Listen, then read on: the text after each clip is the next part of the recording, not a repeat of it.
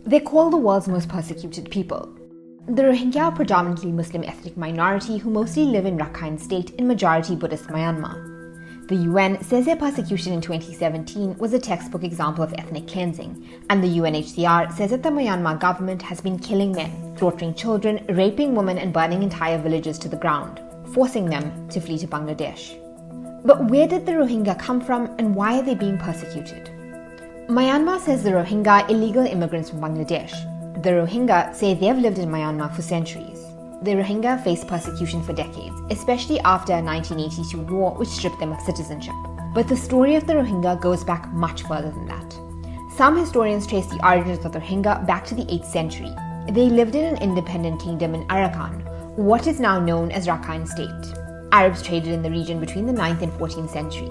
They brought Islam to the region and some of them settled and intermarried. But in 1784, the independent kingdom was conquered by a Burman king named Bodapaya. Hundreds of thousands of refugees fled the Burmese army into Bengal. Hiram Cox, a British diplomat, was sent on behalf of the Crown and the East India Company to deal with the issue. Cox's Bazar, the town where many of the Rohingya fled, is named after him. His mission was to maximize tax collection by settling the refugees and others on areas of fertile land and to create markets for trading.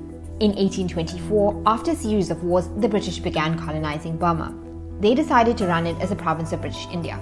The British encouraged migrant labour from what is now Bangladesh and India into Arakan, so that they had more labour available for rice cultivation and infrastructure. The British saw the migration as internal, but many Burmese didn't. Then came the Second World War. In 1942, Japan invaded Burma. At first, Burmese nationalists supported Japan. The Rohingya supported Britain because Britain had promised to give Arakan autonomy by declaring a Muslim national area.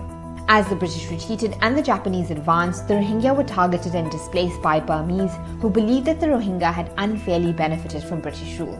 By 1945, the British finally drove away the Japanese with the help of both Burmese nationalists and Rohingya fighters. After the war, many Rohingya felt betrayed that Britain didn't come through on its promise of a separate state. In 1948, Burma won independence. At the time, many of the Rohingya wanted Arakan to join East Pakistan, which eventually became Bangladesh. The new government vetoed this and said that the Rohingya were actually illegal migrants. Tensions grew between the government and the Rohingya. The government imposed restrictions on movements of the Rohingya and even refused the Rohingya to be resettled in villages that they were driven out from during the war. Most displaced Rohingya who had fled in 1942 to what was now India and East Pakistan weren't allowed to return to Arakan and had their land and property confiscated. The Rohingya were ostracized. Rohingya Muslims were removed from government posts and replaced with Rakhine Buddhists. Unhappy with being marginalized, in the 1950s, some Rohingya took up arms. The government quickly crushed these groups and the rebellion died down. But in 1962, there was a coup. Burma became a military dictatorship under General Ne Win's Burma Socialist Program Party.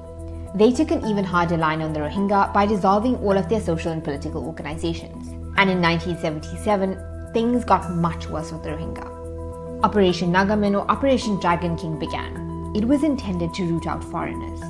The army began persecuting the Rohingya through widespread killing and rape. 200,000 Rohingya fled to Bangladesh. The military junta said that the Rohingya fleeing to Bangladesh was just more proof that they were illegal.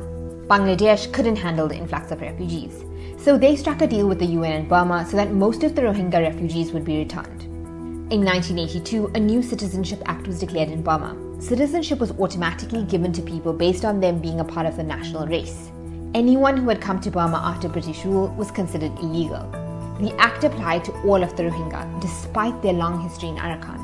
If they wanted to apply for citizenship, the Rohingya would need to prove they had lived in Arakan since 1824. Due to poor documentation, most Rohingya weren't able to do this. Almost all the Rohingya were effectively made stateless. Their persecution continued. In 1991, 250,000 Rohingya fled to Bangladesh because of abuse by the military. In the late 90s, 230,000 Rohingya were returned back to Burma through a repatriation agreement. In 2011, Myanmar's military junta was dissolved. But even though a democratically elected government was installed, things didn't get any better for the Rohingya. In 2012 and 2016, tens of thousands of Rohingya had to flee a brutal crackdown. And then in 2017, all hell broke loose. More than 742,000 Rohingya have fled to Bangladesh since 2017. Repatriation agreements to get refugees back to Myanmar have failed. The Australian Strategic Policy Institute, which has been analysing satellite images, estimates that at least 40% of Rohingya villages damaged by the 2017 violence have since been completely demolished. A BBC investigation found that some Rohingya villages have been destroyed to make way for government facilities. But more than 500,000 Rohingya are still believed to be living in northern Rakhine. And the UN says there's a serious risk that genocidal acts may occur or recur. In January 2020, the UN International Criminal Court of Justice ordered Myanmar to protect the Rohingya. But the army says it's fighting Rohingya militants and denies targeting civilians. The country's leader, Aung San Suu Kyi, has reportedly denied any acts of genocide and has downplayed the atrocities as intercommunal violence. What does the future hold for the Rohingya still in northern Rakhine and Rohingya refugees?